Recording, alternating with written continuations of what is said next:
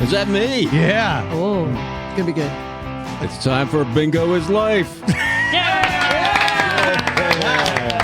The podcast. Back in the saddle. I've been gone, but I wasn't in jail. Welcome back, Jay. Yay! Yay. Good to hear. No jail. I wasn't in jail for long. That's Over here we have the Howdy Show brothers on opposite sides of the round table. Michael and Christopher. The one, the only, Dan Easley. It turns out you have to boil pasta. You do. Over here, my dear friend and comrade in arms, Mom Shackles. Hey, I like to crunch on ramen. Crunch on ramen. You know you're in a bad situation when you can't wait for the ramen to cook. Gotta eat it down.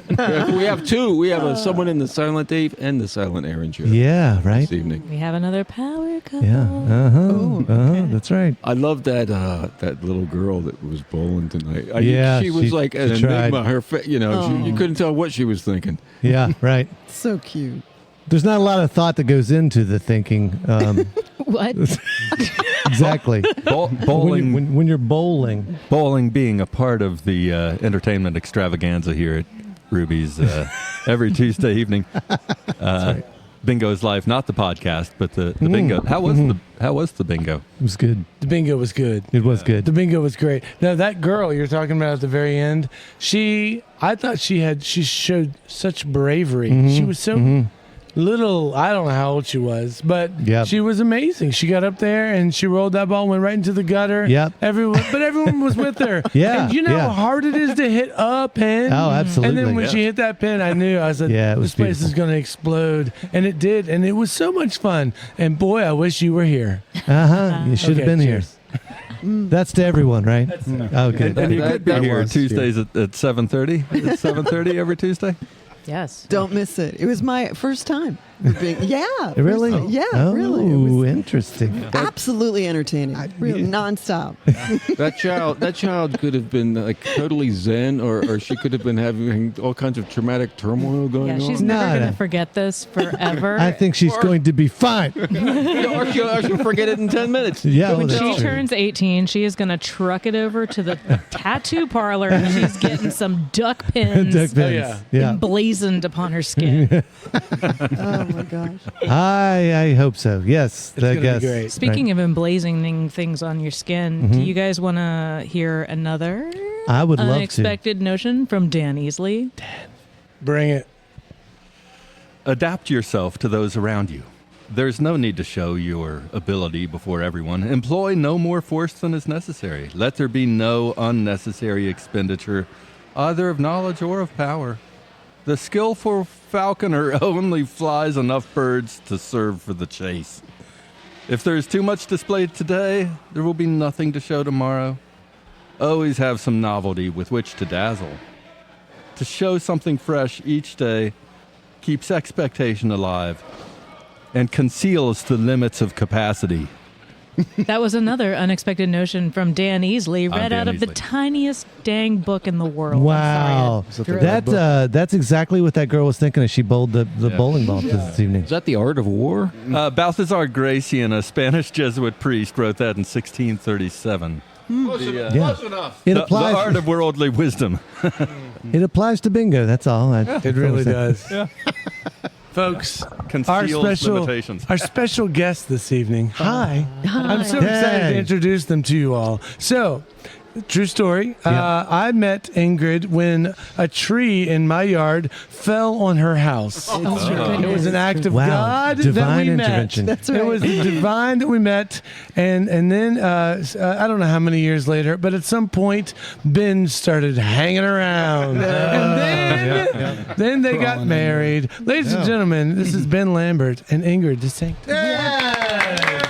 Thanks for being here, you guys. Thanks for having. Dude, you guys are amazing. So, yes, the tree fell on your house. It's true. I did not. I met Ingrid, and then I was like, "Yeah, I write plays," and she's like, "I write plays too." And then I found out she actually writes. True. Yeah, it's amazing. And Ben is also a player. Do you write plays? I don't. Ben directs and acts. I've seen Ben perform at the Yes. Shenandoah. Shakespeare. Yeah, down at American. Yeah.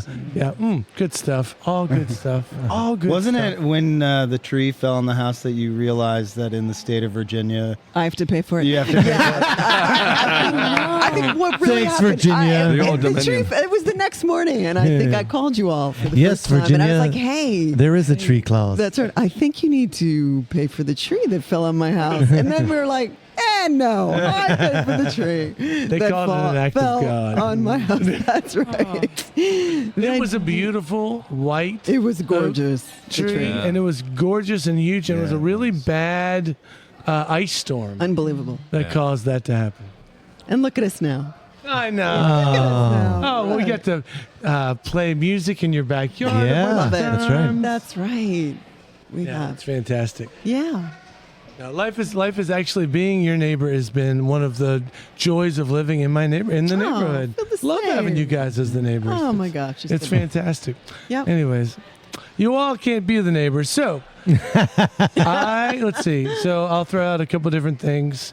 When Melody was released, I don't know how old she was. She was small. Ingrid comes up to us and is like, "We're looking for a little girl to be in a play at JMU," and that was the first time we really started interacting with each other. I would Yes. say. And who was the director? Dennis Beck. Dennis Beck. Yes. Yeah, and And he she was was- adorable. Oh She my gosh. Was so that good. the Everyman play? Everybody. Everybody? Yeah. Everybody, yeah. And she had a few lines. Yeah. did. That was such a good joke. Oh my gosh, it was such a good and show. she was darling. Yeah. Yeah. And then just recently, I saw your one-woman show That's right. at EMU. The things I forgot. The things Yes. I forgot, and you've taken that and toured a little bit with that. I have toured a little bit with that. I mean, I took it. I went to Canada to a theater there. I was in Ohio, and then I did it twice at EMU. So it's sort of the scariest thing I've ever done in my entire life.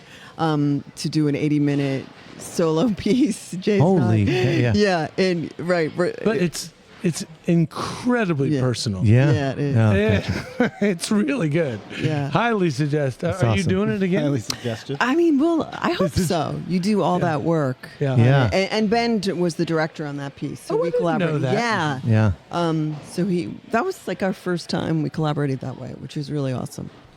And Do you Ben, want to talk about what it was? Talk about it. Well, I can. Do you want to know a little bit about it? yeah, bring it. So Love yeah, to. here we go. I've been a playwright a long time, and I've had a really wild story in my own personal life, where my dad was a Pentecostal preacher, which I grew up on the Jersey Shore in the Jesus movement. A wild, beautiful, complicated journey, and in my our family life, it's sort of all this scandal was uncovered by. That I hate to say it, those stories that happen with pastors that get involved with women. It blew up my family. And for many, many years, it's interesting. It took me a long time to tell my own story. And I would tell people about the way I grew up because it really shaped who I am, about how I think flawed we are as people and how beautiful we are as people. And so I wrote a play called Stained Glass that was produced at James Madison University. That I sort of, it wasn't just about me, but it was based on this character named Jules, and I could sort of hide through this character.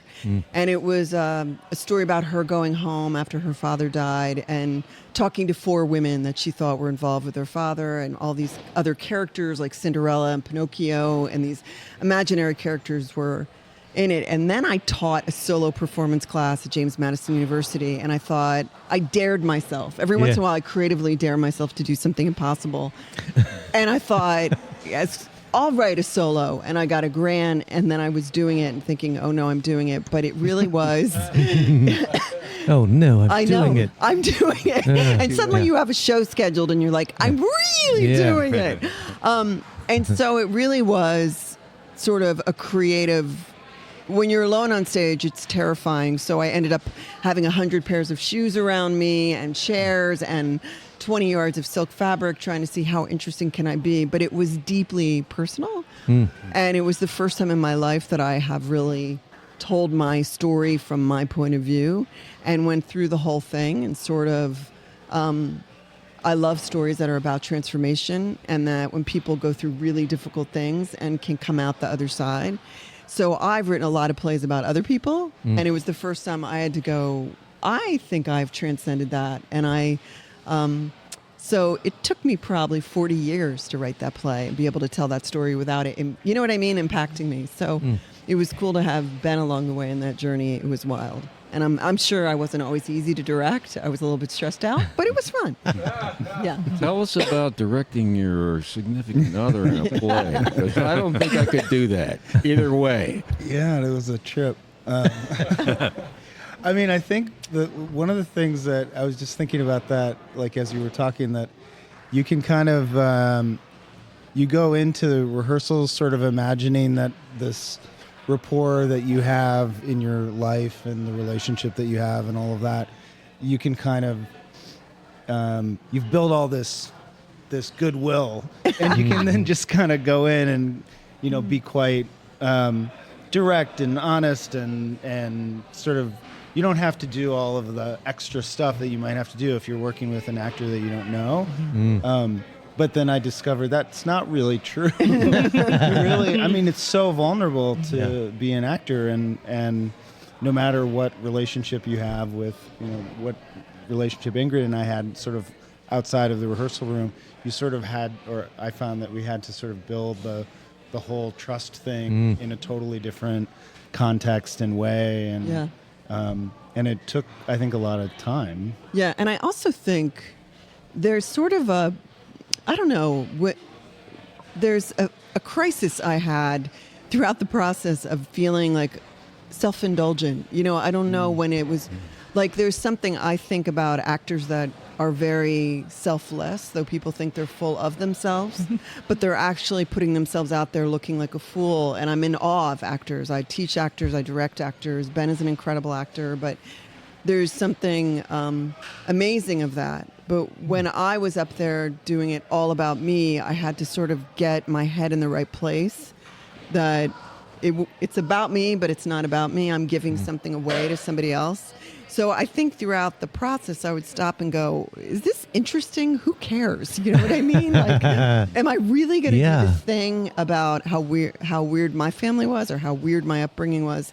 And I think that was probably the hardest process to kind of get over. And I think that I was thankful for someone that knew me that well, that watched me really struggle with, is this even interesting? And how do you do that? And then you get over yourself.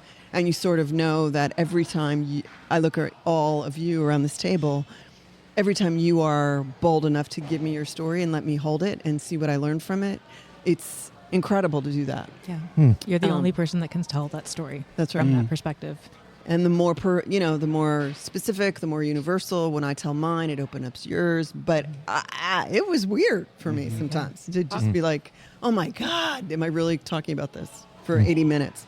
How's that work from a mechanical point of view? Because if you wrote it and you're directing it, and then you have some idea about how it should be said, and do you sometimes say, "Well, maybe you should be treating that line differently"? Does that ever come up, or how do you feel as the actor? Because ego gets in your way, so that's the first the battle. Like you have your idea, but you were totally, as an actor, Ingrid was kind of completely open. It was like, however, whatever ideas we had, you were totally willing to try any of them, I would say. It was when we were kind of talking about does this section of the play work, or should it be here, or should we move it to somewhere else?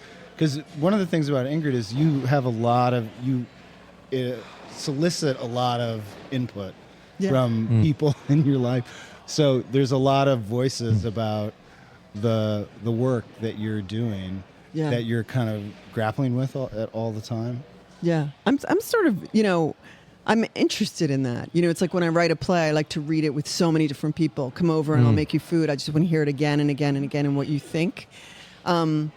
But I do think what you're asking about, when you write it and it is you and you're doing it, you can't help but get an idea in your head. And so I knew I needed a really good director that could almost outsmart me and come up with a better idea. And periodically he would, it's like, ooh, wow. And it actually made me relax. I think what I found, which was when I write a lot of stuff, like if you're like, oh, Ingrid, I don't like that scene, it doesn't threaten me, but it was very weird when it was my story. Mm-hmm. And it was very weird when it was like, wait, we shouldn't put that here or that. But I had to sort of go, it's real and it's not, because it's theater. You know, it's theatrical, so it's not totally accurate. I make up stuff and I do this to do that. But some things I had held on so personally to the meaning for me. And so that was a journey for me to sort of release that, you know. And so, yeah. And the hard part is often you have to cut something that you really liked. That's right. To kill your baby or whatever the phrase is. Darling? Kill your darling. Darling. And if it's personal, it's adding a whole extra layer of ego attachment to the thing. But I mean, I think if you're an artist at all, you know, if I'm in the middle of the work is going to suffer. You know, if the intention is in the middle of the meaning or the play itself. And in this, you know, whether it's this piece or another piece, I'm always saying, what's going to make it most interesting? And the more I really got away from it and Ingrid wasn't in the middle anymore, I think it was just I was terrified to open my story up. It's not a pretty story. It's incredibly, you know, it doesn't say, it's a lot of pain-filled, raw stuff that happened. And so I had to sort of release my own shame about my own story and realize the liberation for all of us is getting past that. So once I got over that, I thought, what if we make this gorgeous? You know, what if we do some cool stuff with shoes and stuff like that? And literally we did. We had 120 pairs of shoes on stage. There were people that were a part of that story back in Jersey that came to the piece. I think they were there. I think they were there the night I saw. Probably so. Yeah. Yeah. You know, and there's nothing like live theater, and there's nothing like, you know, it's amazing. It's very weird too, I have to say, psychologically. I lost my voice almost every time I've done this play. I started to lose my voice, and it was like a metaphor. I was in Canada and we had to cancel one of the 6 shows. I completely lost my voice. I think that was somatic. I mean, I think something. I'm not like that, but I do think when something is that, you know, me, because outside I'm like, oh, that's fine. I can do this, no problem. The first time I couldn't stop coughing, and I had a coughing thing the whole time. The next time, and the third time it went okay. You know what I mean? But yeah. The interesting thing about one of the struggles in doing an original piece is if you're doing Shakespeare or Tennessee Williams or something, you're like, this isn't working, but they've been doing this play for hundreds of years. Right. In an original play, you're just tempted to give up. Maybe it's hard to toe that line. Yeah, I mean, it's hard to know, I think, that whether or not you're on the right path, which is what you were saying earlier, when you were kind of constantly stepping out of it. And is what I'm saying interesting? That to me is the question. Like, yes. How do you know when you get there and you assume that's, you know, you're going to know when you get there? How do you know? Yeah. And how does the director know? How does an artist know? I was thinking that's one thing I've never understood it too. Like when you're writing songs, like how do you know when you're there? That's a good question. When I can't listen to it or work on it anymore, it will just drive me insane. Yeah. That is that's complicated, isn't it? Yeah. Art is never done. You just walk away from it. Yeah. That's kind of what we said with painting, you know, like I can't work on it anymore. Did you turn to Popeye there for a second? I need some spinach. One of my favorite things, though, is saying it's done. Mm-hmm. Like I love writing a song, and then I'll rewrite, and then I'll be like, "That's it, I'm good. Yeah, I did it. I got the. You're done, but maybe the art. Well, isn't. yeah, art will keep going. I'm more the other way. I'll stop. And okay, it's done, but it's never done. If you visit later and it's like, oh, wait a minute, there's a new line that pops in or whatever. Right. That's kind of fun. That's why I like to get rid of my paintings, because if I keep looking at them, I'm You not gonna always be come happy. back and be like, Well, that- Yeah. Yeah. It's also a mix of like, I feel the good thing about getting older and, being a teacher of playwriting. wait a minute, there's good things about getting older? Oh, What? there's so many good things. Okay. Oh, so many good things. Let's list them. On one hand. Yeah. Social Security. I mean, going back to the other thing that I was saying, that there is a craft to it, and there's principles that I rely on that give me the confidence to make the call that this is getting where it should be. And so that has helped me, like, understanding when something's overwritten or underwritten, or I've said too much, or even just not being afraid to cut something it's, and so I think, but I think I remember, I'm going to bring up Julia Roberts when she won an Oscar one time. She said something exquisite about, I stand up here alone, but there's so many people behind me. And all of us making art, I mean, every play I write, it is because I've read it out loud to so many people. I've talked it through. I've read it through. I've let actors read it, directors read it. People say it works. Audiences hear it. And I love doing readings. And if you don't get a reaction, like, you have to test the stuff. And for me in playwriting, I get to test it in so many different ways. Like, you would test songs, I would guess, right? Or you have people look at your... Yeah. And so there's a moment I can tell it made the hit in the way I want the hit. You know what I mean? Like, if you write something funny and nobody's laughing, it's just not funny. And so I think... Jay would argue with that fact. No. But you know exactly. Yes. If you, it doesn't matter how funny your wife or your That's right. mother thinks it is. That's If right. you sell to an audience and they don't laugh, it's not funny. Yeah. Right. All right, so this is the problem, having two incredible guests. Hi, Ben. How you doing? I have a question for you now. So, I know that you're an actor because I saw you acting. I saw you do you're a it. director because Ingrid just said that you're a director. How did you land in Harrisonburg? Oh, I applied for a job at JMU. Yeah. JMU snags another. Was it between JMU and other schools? No, or I was wish that- I could say that it was, but it wasn't. You applied at one school. I applied at hundreds of schools. But I was working in Boston for a long time as an actor and director, and then I went to grad school out in California. And then I was kind of floating around in Los Angeles and New York and, failing at a lot of things. And I was really at a point where I was like, I'd really like to work with young actors. Or I want to just shift out of this and sort of move into something that maybe looks more like arts administration. And so I actually had, So I was in New York and I was just applying to so many different opportunities around. And I had an opportunity up in Boston to work as at a youth theater in Boston. And then this job at JMU they invited me down for an interview. And I asked the job up in Boston if I could go down to the interview and if they would basically hold it for me while I figured out whether or not JMU was going to make an offer, and they said no. And so I just... You're dead to us. just decided to And- just come down here and see. Oh, that's And, cool. Yeah.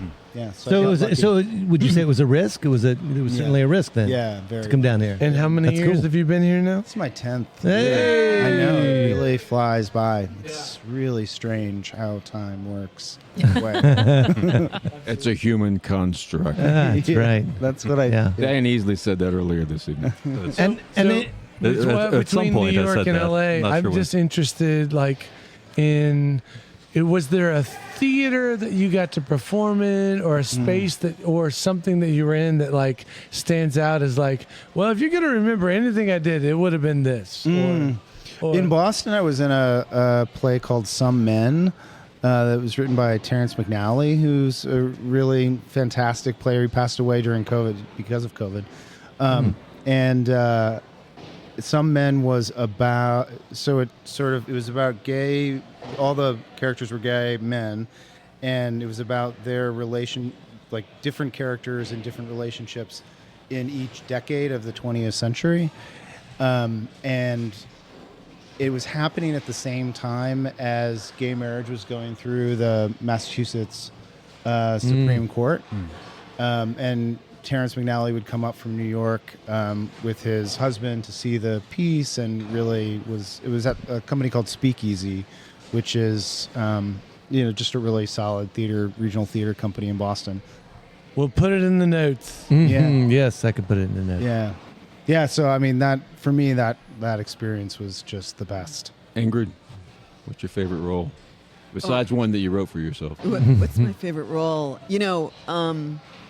This is going to be so funny. The first thing that comes, a lot of things come to mind, but like I started as an actor before I became a playwright, so that was my thing. But my favorite role was Helen Keller when I was in college. I mean, I think everyone. This is at EMU? When it was Eastern Mennonite College, because I was a social. EMC. I was a social work major because like I grew up where like the arts was not the thing. So I sort of somehow found my way, which is a sweet little journey. Followed my sister to Eastern Mennonite College. I didn't even know what Mennonites were, but I was cast. Sorry, Jay. I was cast in Helen Keller, and I just found like the liberation of being lost in a role. And it was the closing night. I guess the crew had climbed up into the catwalks, whatever, and when we went for our bow, they dropped rose petals on us. Oh, no. And I know, it was like the magic of theater at like 20 years old, and just like what happens to an audience and the energy and the sweetness of it made such an impression that it was like something in my heart and my mind just shifted about art, you said, social work be damned. That's right. I did. A year later, I did. Oh, gotcha. But yeah, I mean that I've had other roles, but that was the sweetest. That's I rearranged my my room and had that canvas with "Happy 50th Birthday, Jay" with all the signatures on it from when you and I were in Doubt. I guess it's like 16 years ago now. Oh, dear Lord, I was so. Wow. I was the young priest at age 50. Of course. You were so good in that. Makes sense. You were so good. That was a good show. That was a great show. Oh, everybody was good. No, that was an especially good show. Actually, it was really. That was so good. Oh, cool. Now, that brings up this next question. Is there a show that you were like, oh, man, this was it? Because sometimes you're involved in something and you're like, it's not the best, but sometimes most of the time, 99% of the time, it's that way. Isn't it? But sometimes you're like, oh man, the pieces have all really fallen together. This is a show. Yeah. Do you have one of those? Oh yeah, I have a lot. I just find magic every single. I mean, I can tell like a life-chilling. You're such an optimist. I am. I'm an artistic optimist. I just believe the arts can save the world. It can change everything.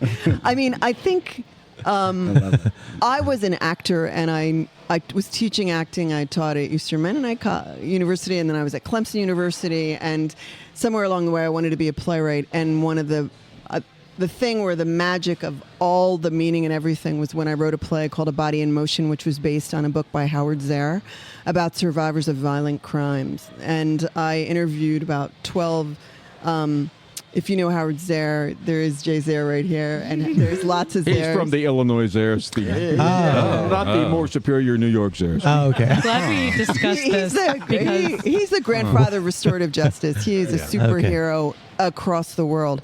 And we became friends, and he wrote this book, and I interviewed like 12 people that were survivors of violent crime and wrote this play. In fact, Trent Wagler was in this play. And somehow we got a bunch of money to take it into prisons throughout the state of Pennsylvania and to take it into 11 communities. It was the collaboration with the Prison Society and the Victims Advocates of Pennsylvania. I'd never done anything like that. I'd never taken a play into prison. And this play like you're getting ready, you're getting checked in. It's a whole ordeal. And they sit you down. They're like, hey, here's the deal. So there'll be about this is Graterford Prison in Pennsylvania. There'll be about 500 prisoners. They're all come. But last week we had a musician here, and it started with 500, and there were 5 left by the end. So actors just get ready for everyone to walk out. And we're like, okay, great.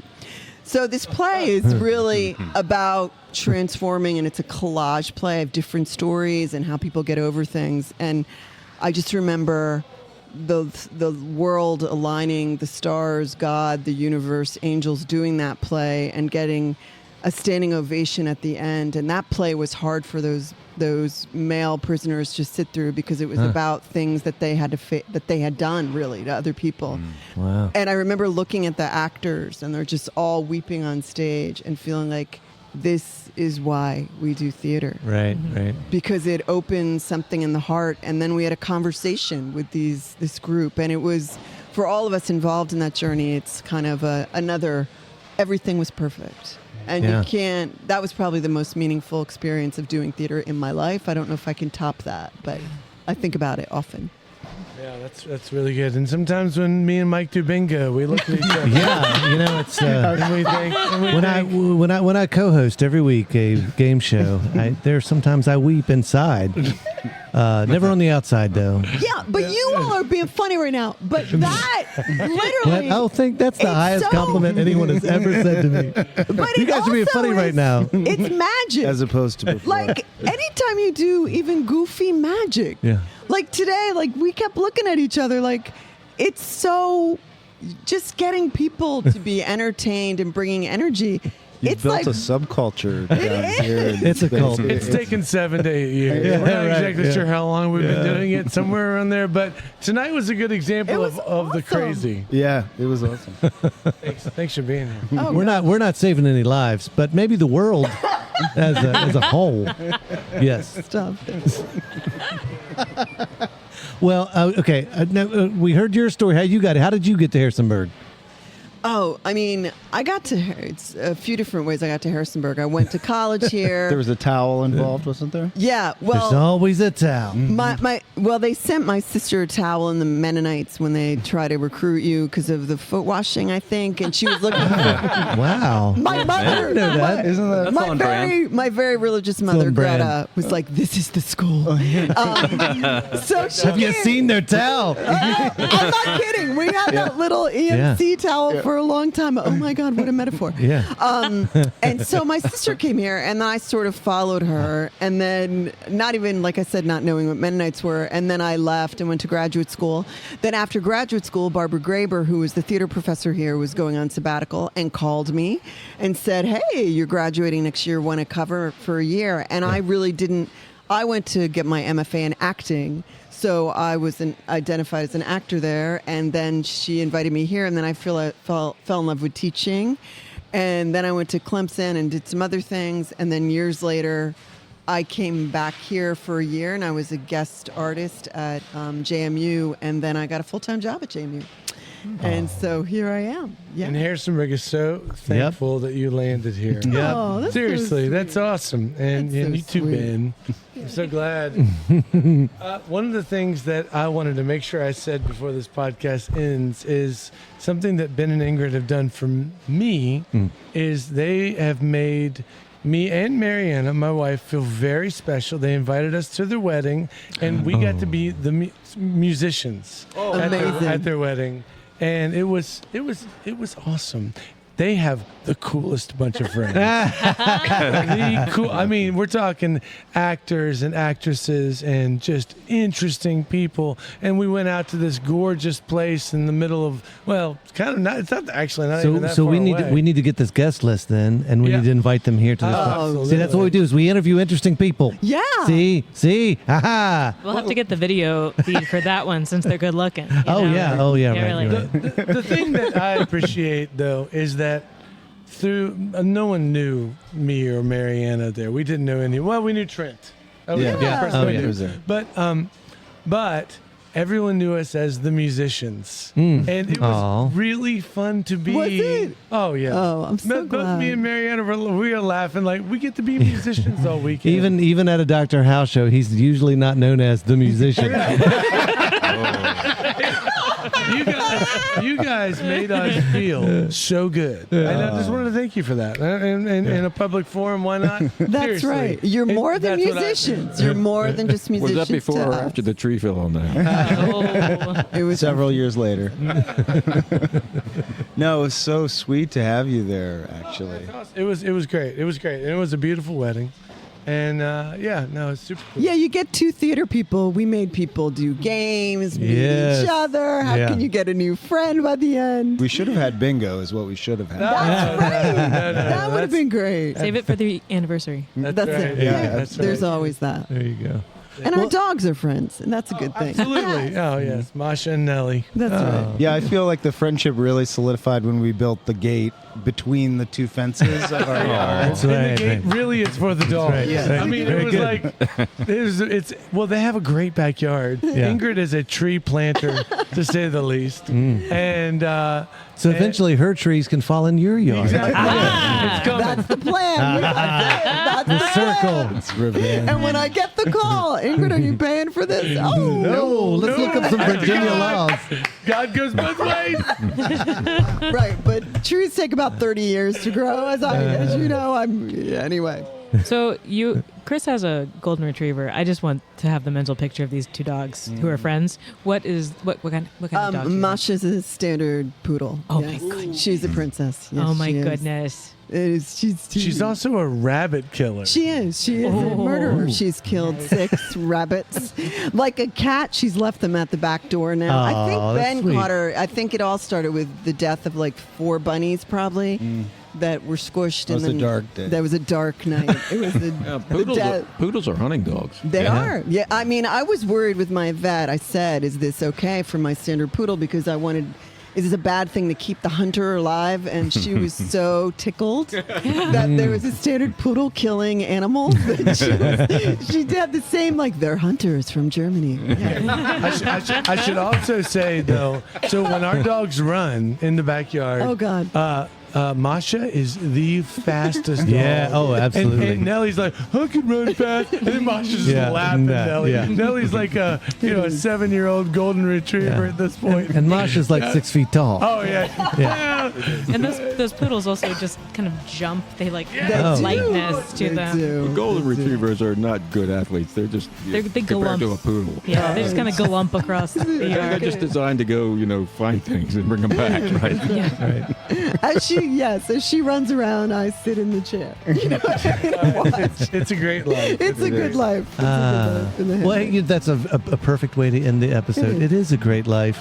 Thank you guys for joining us. I super appreciate it. We super appreciate it. This is lovely. Yeah, I'm glad you could join us. What a that's treat. awesome. Yeah.